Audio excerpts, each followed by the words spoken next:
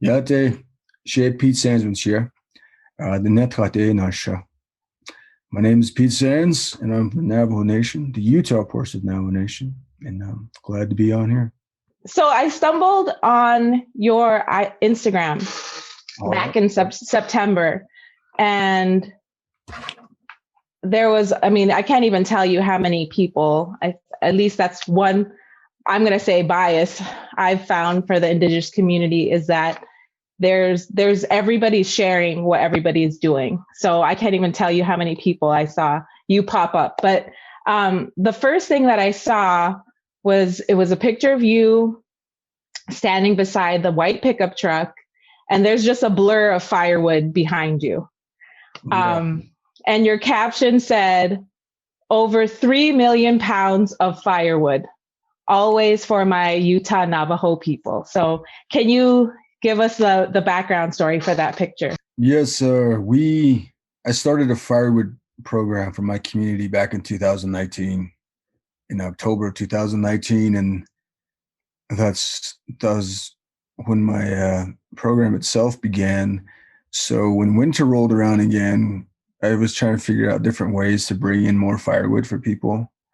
And, because it's a lot of hard work to go out and chop these woods yourself and saw them up. And I had went out to Flagstaff to the Coconino forest out there, Coconino County. And I saw that they were chopping up, they were thinning the forest out, the dead trees and different types of trees that were dying out there. And there's an overabundance. They're trying to, keep their forest lush and keeping it from overpopulating the trees.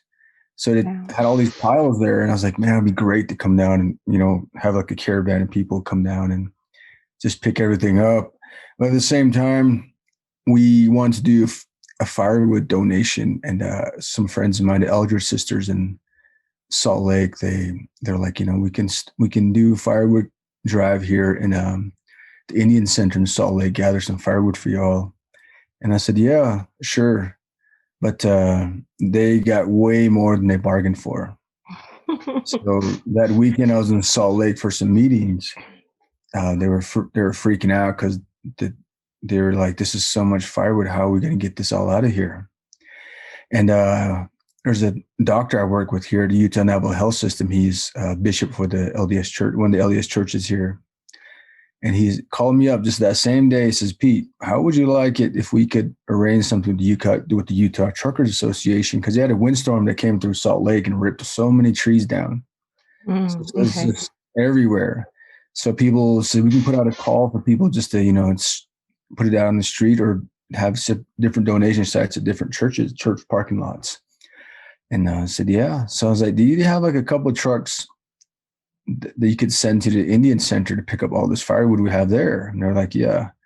So I had about 8 trucks, semi trucks, go over there and pick up all the firewood they had there at the Indian Center. But that's where it started. It was back in 2019 when I first, had the idea of gathering firewood for people who needed it, because there's a lot of elderly people here that can't go out and obviously get their own firewood. Right. So that's where it started from. And, everything's just been growing and, going up in scale and, networking and really finding people to collaborate with and work together with is essential to, any type of a relief program. So I was fortunate enough to know a good amount of people with good hearts, and it just all came together. You were called Time's, Guardian of the Year, based on all this work that you're doing. And what I'm interested in is a lot of people want to do good things in their communities, right? There's needs all over the place. And there's a big difference between saying you want to do something and actually doing it. Like getting, you have that network and actually, for lack of a better term, exploiting that network to do great things. What drives you? What gets you up in the morning and gives you this ability to, to follow through in what you want to do and not just say it? Do you want to speak on that a little bit? I think as any visionary or any type of artist that has a goal in mind, you see the finish line is how do you get there? Like, how do you work towards that goal? And I've always been I've always been a, human of great, tremendous drive. Even when people told me you can never do this, you'll never do this, this will never happen, it irks me, when people say like, there's nothing we can do. It's been done already. You just wake up and you know that there has to be something done. For me, it's that simple. Something needs to be done. When someone's in need, some person needs help, you should help them. If you're in a position to help people, then you should. For me, it's that simple. I don't really need any more drive than that, is to simply help someone who needs help. And, when I started all this, it was very hard for me to take compliments or people say you're an inspiration, you're a hero, you're all this. It was hard for me to hear that, because to me, I'm not any more special than anybody else. What I can do, anybody else can do.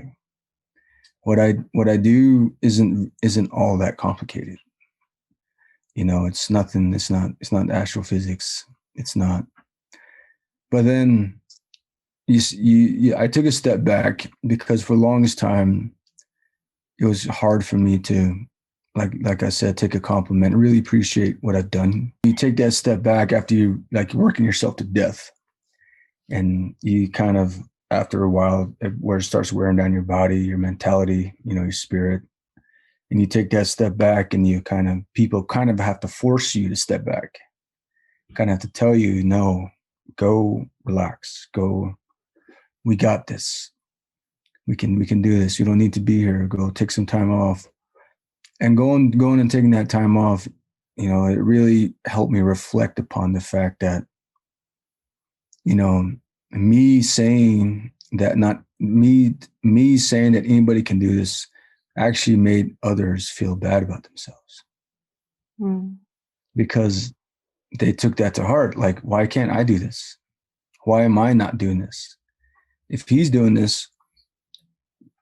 And so I really had to, as this program, as it helped me grow even more as a person, as a human, it helped me grow beyond my understanding of things, of, how, rejecting a compliment can actually hurt the other person who's complimenting you.